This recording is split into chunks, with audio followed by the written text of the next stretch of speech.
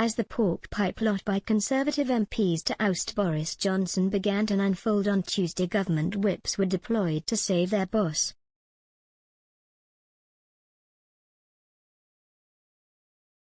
Whips are responsible for party discipline and get their name from the 18th century when MPs spent more time fox hunting than legislating. A whipper-in was a huntsman's assistant who kept the hounds from straying by driving them back with a whip into the main body of the pack.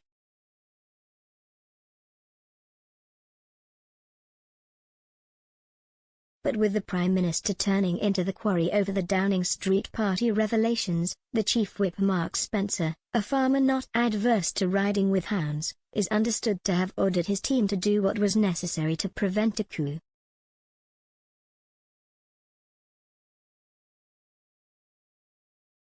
One strode up and angrily berated a rebel MP, "I can't believe your disloyalty to the PM."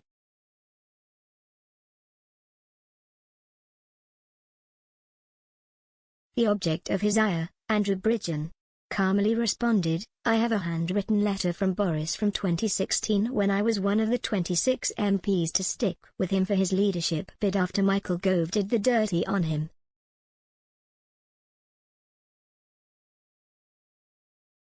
He said in that letter, "I will never forget your loyalty. Well, since he became Prime Minister I have never been offered a job, my constituency has been denied the levelling up money and HS2 is still going to run through it."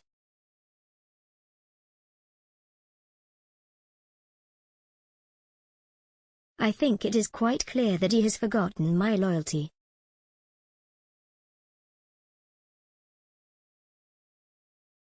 Mr. Bridgen is not an embittered Remainer but one of the Brexit Spartans who held out against Theresa May's compromise and paved the way for Boris Johnson to become leader.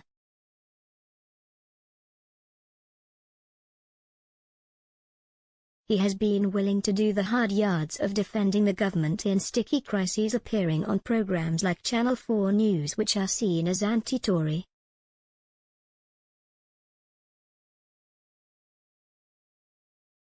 "I don't think Boris knows who his friends are," Mr. Bridgen ruminated afterwards.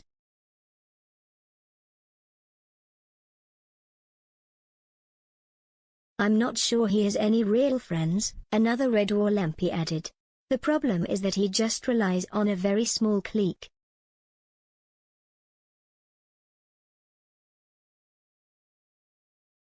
The focus has fallen on his wife Carrie, or Carrie Antoinette as disgruntled MPs unkindly call her.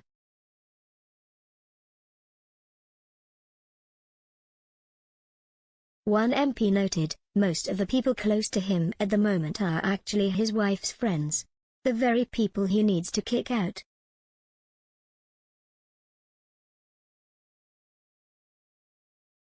The demands since before Christmas for a clear-out in Downing Street have largely been around friends of Ms. Johnson's but also kids who get top jobs because their parents are donors.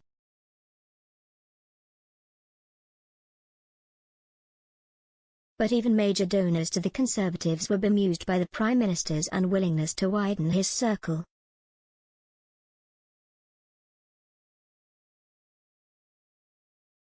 One, who aided rebel MPs, noted, "It occurred to me it could unravel for the PM tomorrow, Wednesday, and I've been instrumental yet he has no idea who I am.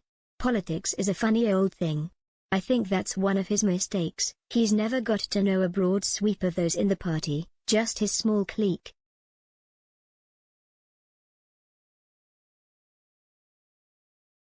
One party donor went to the Commons on Wednesday to try to help stiffen the resolve of MPs who were wavering from initiating a confidence vote.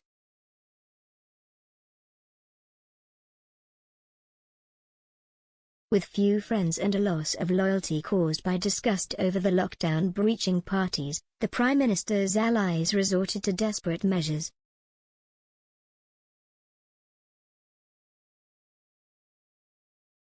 Two whips were sent to stand outside the office of the chairman of the 1922 committee, Sir Graham Brady.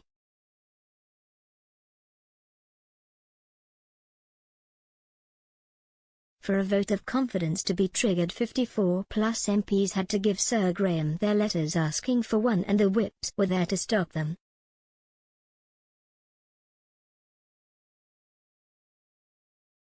Other whips were sent to monitor the corridors of offices of MPs who are known rebels.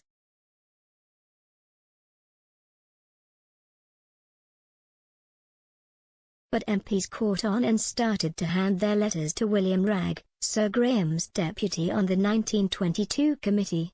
A box in his office would fill up and then he would personally take them to Sir Graham, smiling at the whips as he passed.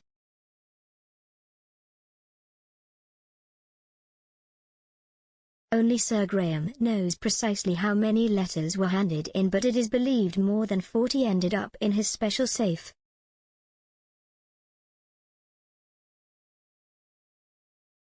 As the numbers mounted, the whips adopted what one MP called scorched earth tactics.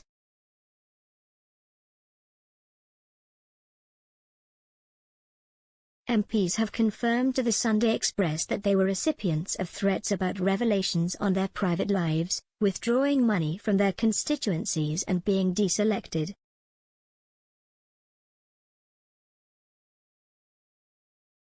The sudden briefings to the press about heavy drinking by a popular Red Wall MP Dehenna Davison was seen as a shameful example of the whip's approach.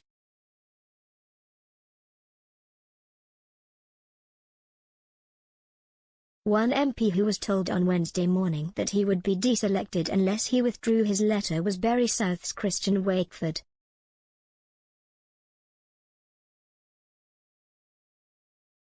Within hours, just minutes before PMQs, it leaked out that he had decided to defect to Labour.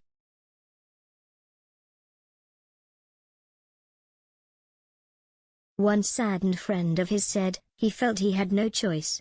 He had nothing to lose if he was going to be deselected anyway.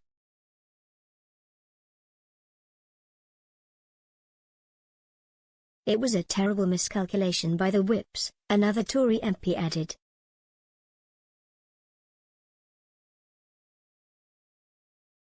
It sparked speculation that a leadership contest was imminent.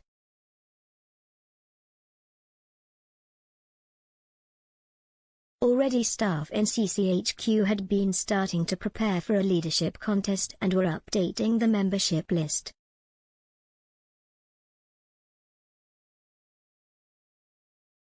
With Wakeford scuttling across the Commons floor to the Labour benches, the Sunday Express received a text from a leadership team suggesting a meeting about their candidate.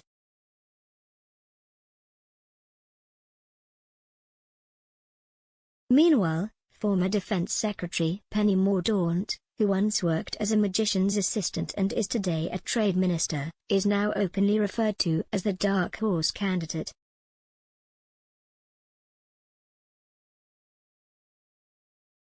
But the Wakeford defection proved to be the turning point that may have saved Mr. Johnson.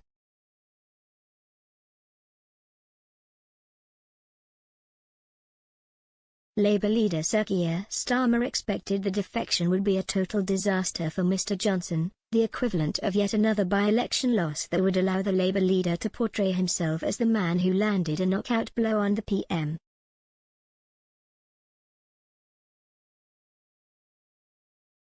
Ex-Brexit Secretary David Davis would have similar thoughts when he rose to his feet in the chamber and called on the Prime Minister to go.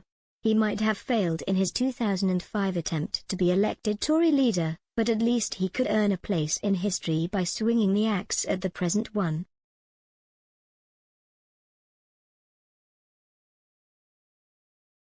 But in the bizarre world of Westminster, Mr. Johnson's share price shot up.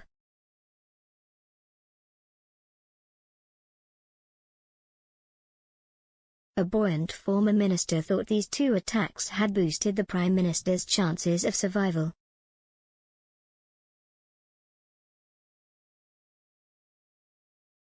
It means that if you think the same as Wakeford, people will think you're a covert Labour supporter, they said.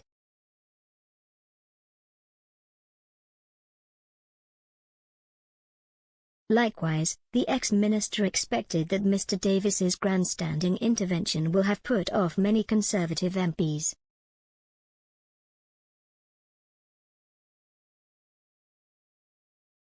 A veteran Tory also sensed that the shock of Mr. Wakeford joining Labour ranks had strengthened Conservative tribalism.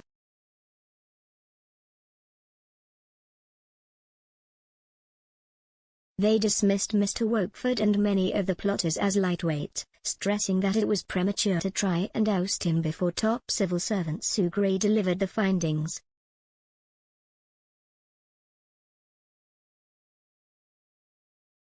I'm not a Boris fan, to put it mildly, but I believe in fair play and due process, and I think we should wait for the report, one said.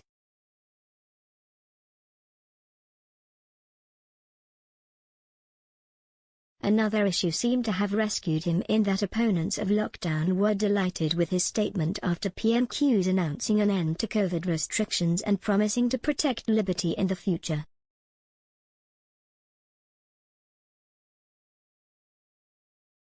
He's got the big decision right, and a different leader might take us back into lockdowns, one MP noted.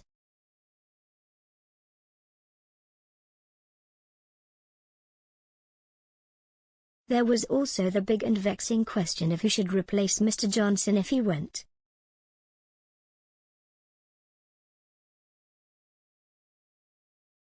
A prominent backbencher said, "I'm not convinced those in the cabinet are worthy of my support."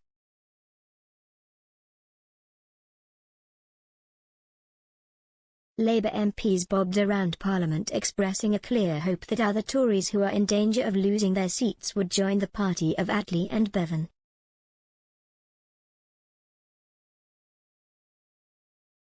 One frontbencher noted, "A lot of them are in a very bad place."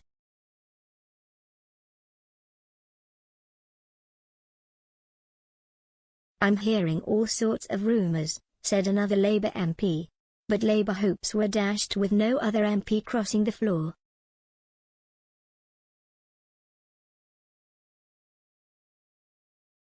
By Wednesday night the plot appeared to have failed, with one or two hopeful that a need to give the Prime Minister 12 hours notice had merely delayed an announcement by Sir Graham to 8 a.m. on Thursday.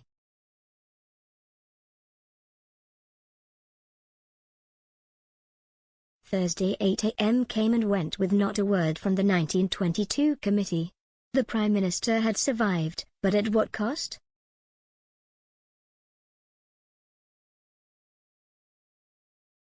At 10 a.m. Mr. Ragg, who had been at the heart of the plot, used his position as chairman of the Public Administration and Constitutional Affairs Committee, to call out the behaviour of the whip's brutal tactics.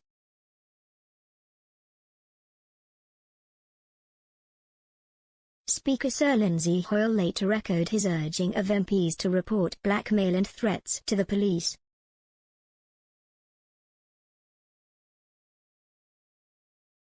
But Mr. Johnson denied the allegations, and shortly after a number of Tory backbenchers started tweeting to assure the world they had never been threatened.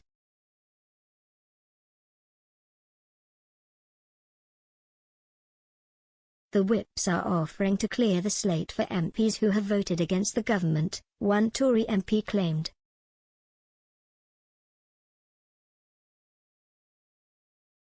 One rebel leader said, "We have done all we can. A lot of colleagues are in a wait-and-see mood for next week."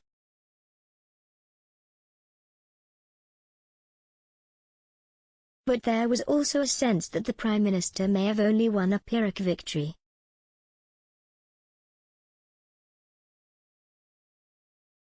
"It's like Napoleon marching in Moscow," said one MP. "He cannot hold his position because he has cut off his own support."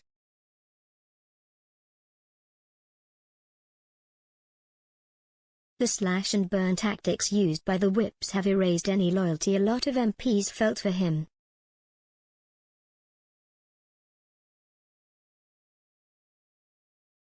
Another added, "He has poisoned the well of support."